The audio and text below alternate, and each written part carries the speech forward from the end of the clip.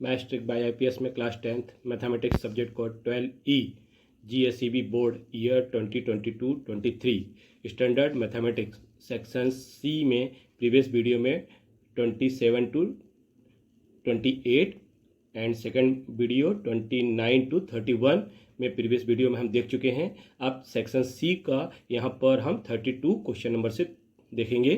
तो 32 question number है, the vessels is in the form of hollow hemispheres mounted by the hollow cylinder. The diameter of the hemisphere is 28 centimeter and the total height of the vessel is 26 centimeter. Find the inner surface area of the vessel. एक बर्तन एक खोखले अर्धगोले के आकार का है जो एक खोखले बेलन पर लगा हुआ है। गोलार्ध का व्यास 28 सेंटीमीटर है और बर्तन की कुल ऊंचाई 26 सेंटीमीटर है। तो बर्तन का आंतरिक क्षेत्र ज्ञात कीजिए। सॉल्यूशन में हम देखते हैं, रेडियस ऑफ द हेमीस्फीयर, तो अर्धगोले की त्रिज्या हमारे पास कितनी है 14 centimetre. Height of vessels 26 centimetre, तो हाइट ऑफ वेसल्स सेमी बर्तन का हाइट जो है वो 26 सेंटीमीटर है। Curved surface area of hemisphere का फार्मूला क्या था 2 पाई आर स्क्वायर। तो हमारे गोलार्ध का वक्र वृष्टि क्षेत्रफल 2 पाई आर स्क्वायर। तो हमारे पास क्या हो गया 2 × 22/7, ये पाई की वैल्यू आ गई, इंटू रेडियस जो हमारे पास ये 14 है तो 14 ले लिया हमने, 14 × 14 स्क्वायर हो जाएगा। और इसको जब सॉल्व करेंगे तो हमारे पास 1232 सेंटीमीटर आ जाएगा, क्योंकि हम इसको मल्टीप्लाई करके सॉल्व करेंगे तो ये इसका सेंटीमीटर आ जाएगा। यहाँ पे हम फिगर देखते हैं, फिगर में क्या है हमारे पास, ये डायमीटर है 28 सेंटीमीटर और ये इसकी हाइट है 26 सेंटीमीटर। तो हमारे पास क्या दिया हुआ है, curve surface area of hemisphere का ये हमारे पास आ गया 1232 सेंटीमीटर। अब टोटल हाइट हमारे पास कितनी है 26 सेंटीमीटर। तो height of the cylinder equal to क्या जाएगा 26 minus radius of hemisphere, 26 minus 14 हमारे पास रेडियस दिया था तो 14 माइनस कर देंगे तो ये आ जाएगा 12। Curved surface of the cylinder equal to 2 pi into radius into height, 2 × 22/7 into 14 into 12। तो ये इसका हम सॉल्व करने पर आ जाएगा 1056 सेंटीमीटर। तो surface area of vessels curve surface of the hemisphere of plus curve of the cylinder, तो ये इसका आ जाएगा, फर्स्ट हमारे पास आया था 1056, ये आ गया कर्व सरफेस ऑफ सिलेंडर 1056 और 1232 आ गया हमारे पास curve surface area of hemisphere. तो इन दोनों को हम ऐड कर देंगे तो 2288 सेंटीमीटर स्क्वायर इसका आंसर आ जाएगा। क्वेश्चन 33, इसमें दो पार्ट्स हैं तो पार्ट्स फर्स्ट करेंगे। तो question 33A, the following frequency distribution show the age of 100 persons, find the median of the data. ये हमें जो डाटा दिया गया है, निम्नलिखित आवृत्ति विवरण 100 व्यक्तियों की आयु दर्शाता है, डेटा का माध्यमिक ज्ञात कीजिए। तो हमें एज दी हुई है ईयर में 20 to 30, नंबर ऑफ पर्सन है 15, 30 to 14 में नंबर ऑफ पर्सन 16, 40 to 15 में नंबर ऑफ पर्सन 38, 50 to 60 में नंबर ऑफ पर्सन 15, 60 to 17 में नंबर ऑफ पर्सन 9, 70 to 18 में नंबर ऑफ पर्सन 7। तो हम इसका सॉल्यूशन करते हैं।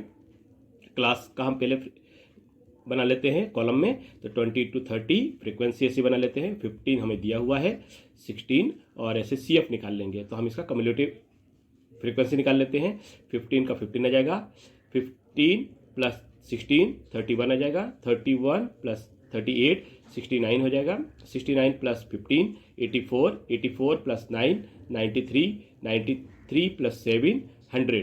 तो n हमारे पास यहाँ पर 100 आ जाएगा। n फाइंड मीडियन क्लास, तो वैल्यू ऑफ n/2 ऑब्जर्वेशन, इसका n/2 हम ऑब्जर्वेशन करते हैं, फिर वैल्यू ऑफ n की वैल्यू हमारे पास 100 आ गई तो 100/2 मीन्स 100/2 ऑब्जर्वेशन, तो इसका हो जाएगा 50 observation. From the column of cumulative frequency CF we find that the 50 observation lines in the class 40 to 50। तो हमारे पास जो ऑब्जर्वेशन इसका 50 था और क्लास क्या हो जाएगा मैक्सिमम वाला हमारा 40 to 50 हो जाएगा। तो इसमें मीडियम क्लास क्या होगा 40 हो जाएगा। तो हमने इसका मीडियन क्लास 40 ले लिया और ये मीडियन क्लास में 40 to 50 हमने लिख लिया। इसके बाद now L lower boundary point of median class, तो लोअर बाउंड्री ऑफ इसका क्या हो जाएगा 40, तो हमने यहाँ पर 40 लिख दिया। नंबर ऑफ फ्रीक्वेंसी 100, तो हमने 100 यहाँ पर लिख लिया। C F cumulative frequency of the class preceding the median class, इसका क्या होगा ये 31, तो संचयी आवृत्ति के स्तंभ से सी एफ हम देखते हैं और 50 अवलोकनों का 40 to 50 लिखते हैं और जिसकी माध्यिका वर्ग में है। एल माध्यिका वर्ग का निम्नतम बिंदु कौन सा है 40 है और टोटल फ्रीक्वेंसी इसकी 100, कम्युलेटिव माध्यमिक वर्ग से पहले वाले वर्ग की संचयी आवृत्ति, तो इससे पहले वाले की संचयी आवृत्ति कितनी है 31 है, तो हमने इसका फ्रीक्वेंसी 31 लिख लिया। F frequency of the median class ये 38 है और H class length of median class, तो इसका लेंथ कितना है 20 to 30 हम माइनस कर देंगे तो 10 आ जाएगा, तो ये हमने 10 लिख लिया। इसके बाद हम इसका फार्मूला लिखते हैं, तो median m equal to L plus N upon 2 minus C F upon F into H, ये इसका फार्मूला हो गया। तो एल की वैल्यू हमारे पास 40 है तो हमने 40 लिख लिया। N upon 2 50, C F 31, C F हमारे पास यहाँ पर 31 और अपॉन एफ फ्रीक्वेंसी हमारे पास 38, तो इसकी फ्रीक्वेंसी 38 है इंटू एच हमारे पास 10 है तो हमने ये 10 लिख लिया। तो ये हो जाएगा 40 प्लस 50 माइनस 31 19 हो जाएगा, 19 अपॉन 38 इंटू 10 हो जाएगा। 19 से हम इसको कैंसिल कर देंगे तो 19 1 जा 91, 19 2 जा 38, तो 40 प्लस 1 अपॉन 2 इंटू 10 आ जाएगा। तो 2 से हम 10 को कैंसिल कर देंगे तो 2 5 जा 10, तो 40 प्लस 5 आ जाएगा। तो 40 प्लस 5 इक्वल टू 45, तो मीडियन इसका आ जाएगा 45। क्वेश्चन नंबर 33 का second part, the mean of the following frequency distribution is 18, find the missing frequency F.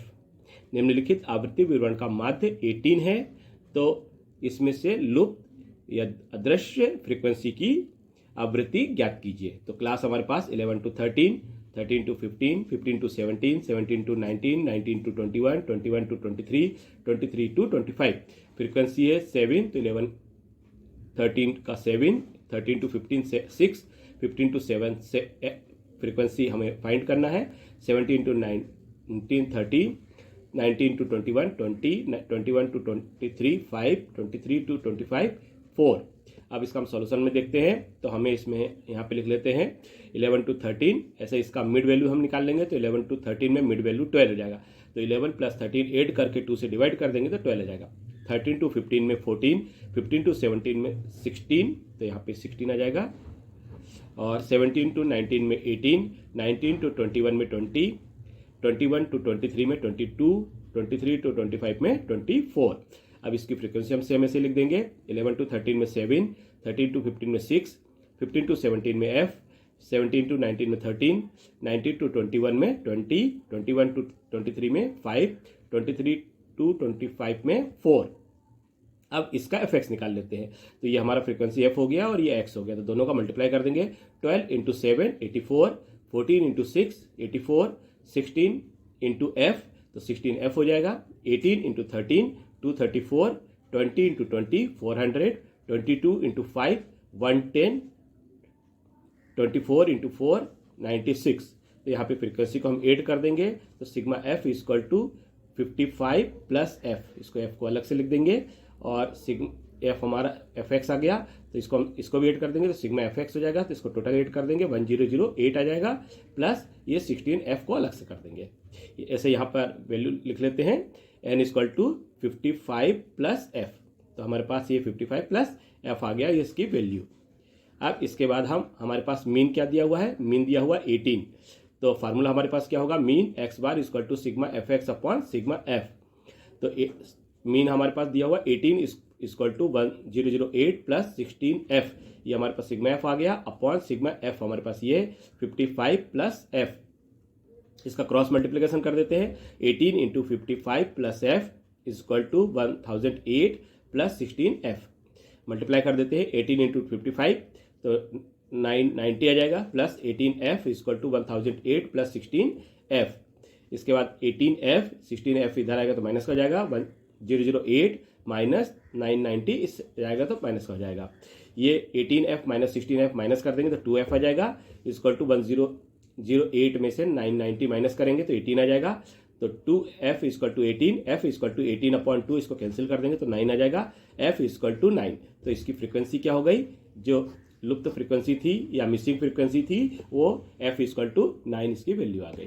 Question 34, prove that the length of rectangular drawn tangent drawn from on external point of circle are equal. सिद्ध कीजिए कि किसी बाह्य बिंदु से वृत्त पर खींची गई स्पर्श की लंबाई बराबर होती है। सॉल्यूशन में हमें क्या दिया है, let AP and BP be the two tangent to the circle with centre 0। तो माना कि AP और BP केंद्र O वाले वृत्त की दो स्पर्श रेखाएं हैं। तो हमने ये डायग्राम दिया, तो ये सर्कल है, इसमें OA और OB इसकी रेडियस है और यहाँ पर एक बाह्य बिंदु में P है। तो हमने इसको O से P को मिला दिया, AB और BP को मिला दिया। तो हम इसको प्रूफ करेंगे। हमारे पास क्या दिया हुआ है, जिसमें हमें AP और PP आपस में इक्वल दिया हुआ है। तो ये इक्वल दिया हुआ है। अब हम इसमें ट्रायंगल बनाते हैं, कौन कौन सा, AOP और BOP। तो हम इसमें देखते हैं क्या आएगा। तो हमारे पास क्या दिया हुआ है, OA और OB जो है वो रेडियस है, OA और OB जो रेडियस है, तो ये रेडियस का इक्वल होगा। इसके बाद हम angle OAP is equal to OBP equal to 90 degree. तो ये दोनों का 90 डिग्री है, OBP और OAP ये 90 डिग्री है। Since tangent at any point of circle is perpendicular to the radius through the point of contact, क्योंकि वृत्त के किसी भी बिंदु पर स्पर्श रेखा संपर्क बिंदु से गुजरने वाली त्रिज्या के लंबवत होती है।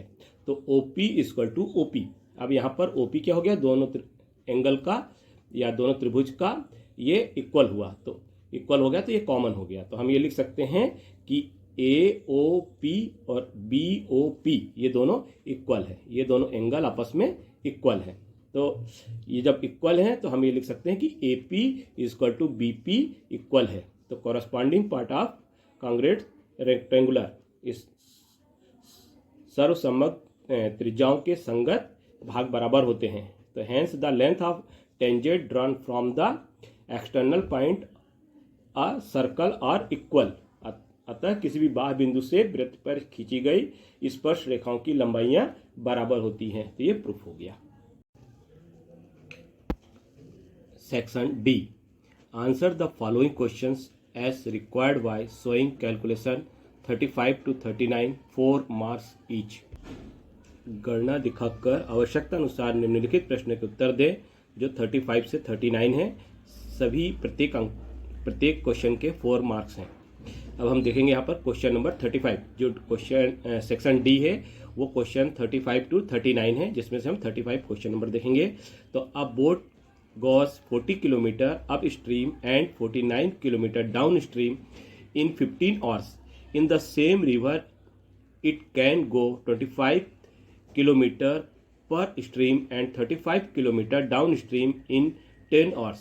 Determine the speed of the stream and that of the boat in still water. एक नाव 15 घंटे में धारा के प्रतिकूल 40 किलोमीटर और धारा के अनुकूल 49 किलोमीटर जाती है। उसी नदी में यह 10 घंटे में धारा के विपरीत 25 किलोमीटर और धारा के अनुकूल 35 किलोमीटर जाती है। शांत जल में धारा और नाव की निर्धारित गति ज्ञात कीजिए। सॉल्यूशन में हम देखते हैं, let speed of boat in still water be x kilometre per hours and speed of stream by kilometre per hours. माना कि शांत पानी में नाव की गति x किलोमीटर पर आवर्स है और धारा की गति के अनुसार y किलोमीटर पर आवर्स है। स्पीड ऑफ स्ट्रीम धारा के विपरीत में हम क्या देखते, प्रतिकूल, धारा के प्रतिकूल क्या देखेंगे, x minus Y kilometre per hours.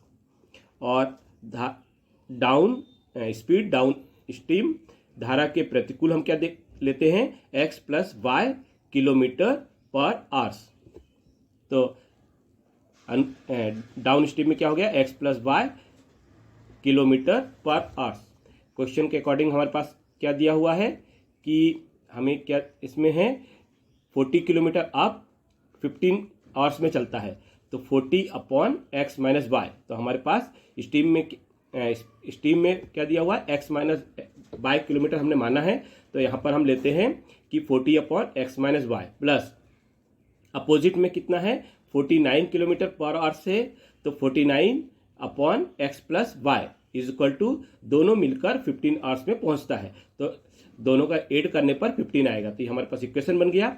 अब सेकंड इक्वेशन क्या देखता है, सेम रिवर में ही 25 अप है, अप स्टीम है, तो 25 upon X minus Y plus 35 down stream है, तो 35 upon X plus Y is equal to 10। ये 10 आवर्स में तय करता है। तो ये हमारे पास सेकंड इक्वेशन बन गया। इसको हम थोड़ा सॉल्व करते हैं। तो हम लेट क्या करते हैं, एक्स माइनस वाई को पी वैल्यू मानते हैं और 1 अपॉन एक्स प्लस वाई को क्यू वैल्यू मानते हैं। तो हमारे पास ये इक्वेशन 1 हो जाएगा, जिसमें पी और क्यू की वैल्यू आ गई। तो हम 40 इंटू एक्स माइनस वाई के स्थान पे पी लिखेंगे। तो ये हमारे पास आ गया 40p plus 49q is equal to 15। और सेकेंड इक्वेशन क्या हो गया, 25 into 1 upon X minus Y था, तो इसको p लिख दिया। तो 25p plus 35q is equal to 10। ये हो गया हमारे पास थर्ड इक्वेशन। अब हम इसमें थर्ड इक्वेशन से देखते हैं, 25p is equal to 10 minus 35q। तो p इक्वल टू क्या जाएगा, 10 माइनस 35q अपॉन 25। तो ये p की वैल्यू आ गई। इक्वेशन हमने इसको 4 ले लिया। तो substituting the value of p in second, तो हमारे पास सेकेंड क्या इक्वेशन थी, ये थी। हम इसमें p की वैल्यू लिखते हैं। तो 40 इंटू p के स्थान पे हमने लिख दिया 10 minus 35q upon 25 plus 49q is equal to 15। अब इसको हम थोड़ा सॉल्व करेंगे। तो 5 से 5 या 25, 5 8 या 40, तो 8 into 10 minus 35q upon 5 plus 49q equal to 15। तो 8 इंटू ये आ गया, तो इसका 8 का मल्टीप्लाई कर देंगे और यहाँ पर 5 एलसीएम ले लेंगे। तो 5 हमने एलसीएम ले लिया, तो 8 इंटू 10 माइनस 35q आ गया प्लस 5 का इस पर भी मल्टीप्लाई हो जाएगा, तो 5 into 49q is equal to 15 हो गया। इसको और सिंप्लीफाई करते हैं। तो 8 10 जा 80 minus 8 into 35 280q plus 5 into 49 is equal to 245q is equal to 15 into 5 is equal to 75 minus का 280q प्लस 245q, हमने इसको माइनस किया तो 35q आ गया इज इक्वल टू 75 माइनस 80 हो गया। तो minus 35q is equal to minus 5, तो माइनस 80 प्लस 75 माइनस कर देंगे तो माइनस का 5 आ जाएगा। तो q equal to minus 5 upon minus 35, इसको हम कैंसिल कर देंगे। 5 1 जा 5, 5 7 जा 35। तो q इक्वल टू वैल्यू आ गई, q की वैल्यू 1 अपॉन 7। ऐसे हम p की वैल्यू निकालेंगे।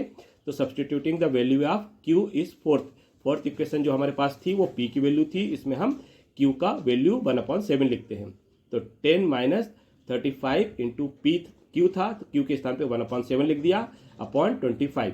7 से कैंसिल कर दिया, 7 5 जा 35, तो 10 माइनस 5, तो 10 माइनस 5 अपॉन 25, तो 10 minus 5 is equal to 5 upon 25। 5 से कैंसिल कर देंगे, 5 5 जा 25, तो इक्वल टू 1 अपॉन 5 आ गया। तो हमारे पास p की वैल्यू आ गई 1 अपॉन 5। तो हमारे पास q की वैल्यू 1 अपॉन 7 और p की वैल्यू 1 अपॉन 5। इसकी वैल्यू हम इक्वेशन में रख देखते हैं कि हमने 1 upon X minus Y equal to P लिया था और 1 upon X plus Y equal to Q लिया था। तो यहाँ पर p और q की वैल्यू आ गई। तो इक्वेशन 1 पे हम p और q की वैल्यू रखेंगे। Substituting the value of p q is equation 1।